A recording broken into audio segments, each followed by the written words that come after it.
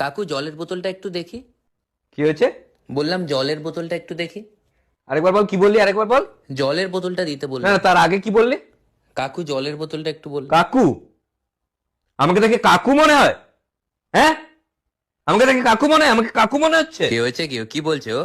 আরে আমাকে কাকু বলছে, আমাকে দেখে ওর কাকু মনে হয়। এই সরি বলো কাকুকে। আরে সরি ভাইকে। এত বড় সাহস! তো বয়স কত তোর? 10। 10 বছরের একটা ধেড়ে ছেলে আমাকে কাকু বলা? আপনার বয়স কত? আমার 20। দেখ 20। যত ঢপ, এত ঢপ মারবেন না তো। আচ্ছা ঠিক আছে, 25। আরে ছাড়ুন, আপনি আরো বেশি হবে 25। 30। 30-এর বেশি করতে পারবো না, আমার কেনাই 25 পড়েছে।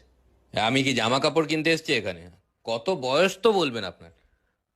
ঠিক আছে, আপনারও থাকলো আমারও থাকলো 35। এটা ফাইনাল, এর বেশি হবে না। তা বলে ও আমাকে কেন কাকু বলবে? হ্যাঁ, 10 বছরের একটা ধেড়ে লোক 35 বছরের ছোট্ট ফুটফুটে চিরযুবক চিরকিশোর চিরতরুণ ছেলেকে কাকু বলা? এত বড় সাহস ওর! আমার ভাইপো আমাকে দাদা বলে। ভাইপো কি বলে ডাকে? কাকুদা। আমাকে কাকু মনে হচ্ছে। এখনো কোন স্কুলের সামনে গেলে না বাচ্চারা এসে জিজ্ঞেস করে ভাই কোন ক্লাস। তোমার তো চুল সাদা হওয়া শুরু হয়ে গেছে, চুল পেকে যাচ্ছে তোমার। চুল পেকে গেছে, চুলকে কাকু বল। বল চুল কাকু। আমি পেকে গেছি যে আমাকে কাকু বলছিস? কি যুক্তি এর? সব হিংসে, এসব ছেলের হিংসে। আমার যৌবনের শত্রু এ। তো আপনাকে একটু না তো কাকু বলে দিয়েছে, তো কি আরে হয়েছে? কেন বলবে?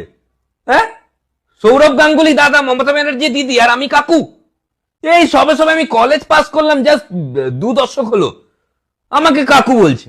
তাও অন্য কেউ বলুক, একটা 10 বছরের একটা ধেড়ে লোক একটা 25 বছরের ছোট্ট ফুটফুটে ছেলেকে কাকু বলা।